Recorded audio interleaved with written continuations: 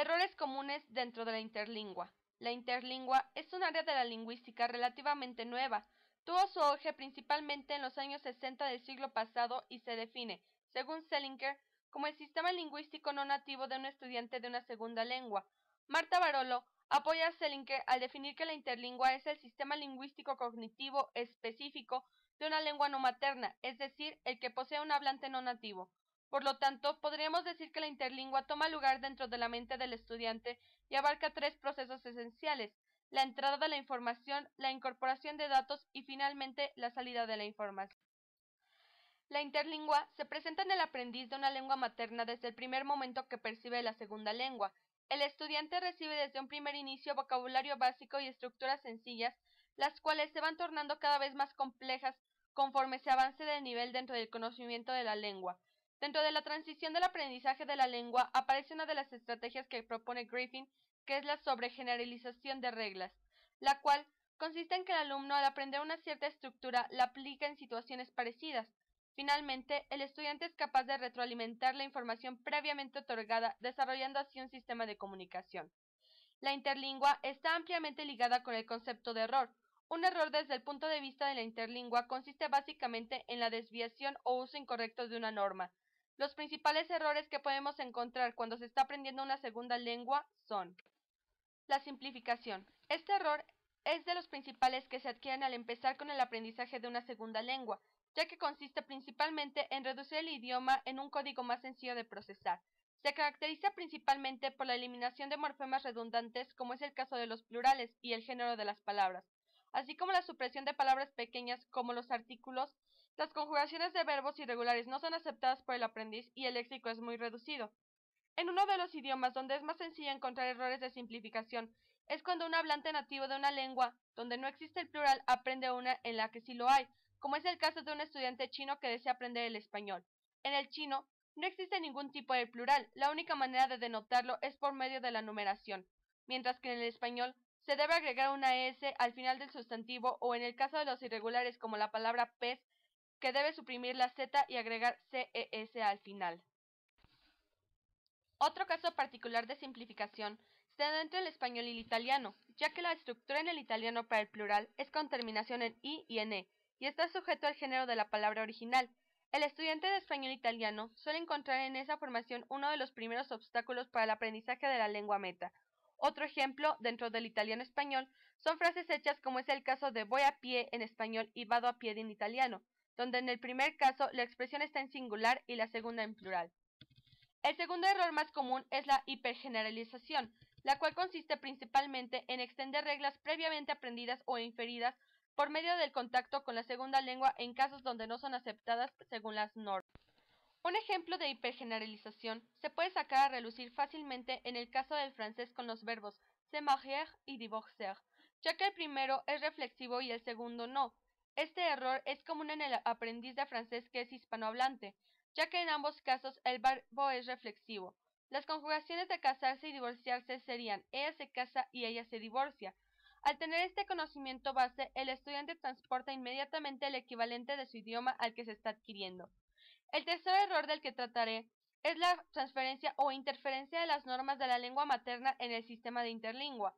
En este caso, el aprendiz aplica las mismas reglas que se tiene en su idioma dentro del que se está aprendiendo. Este error se puede encontrar con mucha facilidad en los estudiantes que aprenden idiomas parecidos a los suyos. Por ejemplo, en francés el uso de los partitivos es muy común, ya sea para pedir comida, para hablar de deportes u otros casos. Tal es el caso de la oración j'écoute la musique. Como se puede apreciar, se agrega un partitivo para señalar que escucha algún tipo de música o ciertas canciones en específico, mientras que en el español yo escucho música tiene el mismo significado. Sin embargo, si le agregáramos un partitivo y transformáramos la oración a yo escucho la música, tendría el mismo significado que si en francés omitiéramos el mismo. El cuarto error común en la interlingua es la fosilización según Marta Barolo. Es un mecanismo por el que un hablante tiende a conservar en su interlingua ciertos ítems, reglas y subsistemas lingüísticos de su lengua materna en relación a su lengua objeto dada. En otras palabras, es la tendencia a manifestar ciertos errores que pasan de un estadio a otro de la interlingua o reaparecen cuando ya se creían erradicados. Por otro lado, Selinker afirma que los fenómenos lingüísticamente fosilizables son unidades, reglas y subsistemas que los hablantes de una lengua nativa particular van a tender a guardar en su interlingua relacionada con una lengua meta particular sin que importen la edad del aprendiz ni la cantidad de explicaciones que ha recibido en la lengua meta. Uno de los errores más comunes de fosilización se da en el inglés, cuando el estudiante de niveles avanzados utiliza la expresión people is, cuando en realidad debe ser people are. Este error se presencia en el caso de los estudiantes del inglés cuya lengua materna es el español, ya que en español la expresión correcta es la gente es. Otro de los errores comunes que se presentan de fosilización es con el verbo ser y estar, los cuales en el español tienen un significado bastante diferente, pero en el caso del inglés se utiliza el mismo verbo, to be. Es por esta razón que al desear aprender español es uno de los errores más comunes. El quinto error con mayor incidencia en la interlingua es la permeabilidad. Achemian define la permeabilidad como la predisposición que tiene la interlingua del aprendiz a aceptar reglas de la gramática de la lengua 1 y a hipergeneralizar las de la lengua 2. La permeabilidad es de cierta manera muy parecida a la fosilización. Sin embargo, aquí el error se presenta con estructuras que parecían ser dominadas. Por ejemplo, cuando un profesor de nivel básico de inglés enseña el futuro will y no da apertura a que por lo menos los alumnos se enteren de que hay otras maneras de formar el futuro, el alumno se encierra en la estructura de subject plus will plus verb in infinitive plus complement y la refuerza con la práctica. Pero el error aparece cuando se le enseña cualquier otra manera de decir una oración en futuro, ya que el profesor, al haberle permitido al alumno generalizar la estructura del tiempo, hace que al mostrarle el otro tipo de estructura, deba tirar abajo las bases que tenía sobre el futuro y volver a construirlas integrando el segundo tiempo aprendido. Los errores que se pueden encontrar en este caso son las aplicaciones de cada futuro. Por ejemplo, cuando se dice it will rain y it is going to rain, ambos expresan futuro, aunque la situación es diferente, ya que en el primer caso es una predicción y en el segundo es una afirmación. Es decir, es muy probable que aquel quien la diga se encuentra mirando hacia el cielo y al observar las nubes grises dice que está por llover. Finalmente, el último tipo de error del que hablaré es la variabilidad. La variabilidad está estrechamente relacionada con la situación en donde se obtuvo el conocimiento. Griffin distingue dos tipos de variabilidad. La primera, variabilidad sistemática, es aquella que depende de variables que pueden ser controladas y analizadas objetivamente. Generalmente pueden presentarse dos: el contexto situacional, relaciones entre los locutores, la actuación tanto del estudiante como del profesor en el aula de clase, y el contexto lingüístico, como son los elementos lingüísticos que ya han aparecido o están presentes en la comunicación. El segundo tipo de variabilidad es la no sistemática. Este tipo de variabilidad es poco predecible y depende directamente del informante. Al mismo tiempo, la variabilidad no sistemática se ha dividido en dos: la variabilidad libre, que es donde el informante desea usar conocimientos que aún no se han terminado de asimilar y alterna usos que coinciden con la lengua meta y algunos que no, y la variabilidad de actuación, la cual se debe al estrés, cansancio o sentido del humor del informante. En conclusión, podemos decir que todos los errores que se encuentran en la interlingua no permiten que un aprendiz de una segunda lengua logre alcanzar un nivel similar al de un hablante nativo.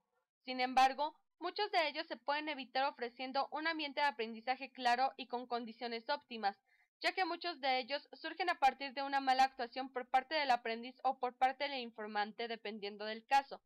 Por otro lado, considero que son necesarias más investigaciones en torno a la interlingua, ya que es un campo que no está muy claro en sus límites y bordes y que por lo mismo no es sencillo identificar soluciones concretas a errores como es el caso de la fosilización.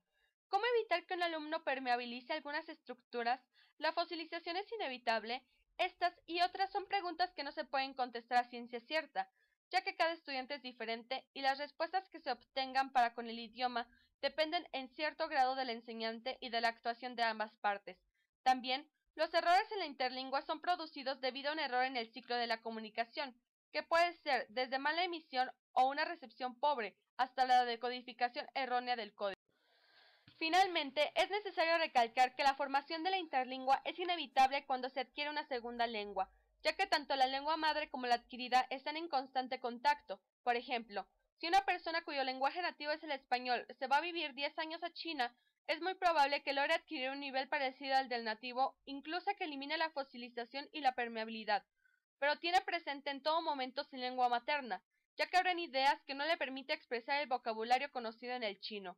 Otra de las particularidades más comunes en la interlingua es que al estar aprendiendo varias lenguas simultáneamente, habrá palabras que en alguna lengua tengan mayor retención, haciendo que, al momento de expresarnos en nuestra lengua madre, el término equivalente no se tenga en el vocabulario activo, mientras que en el idioma extranjero sí.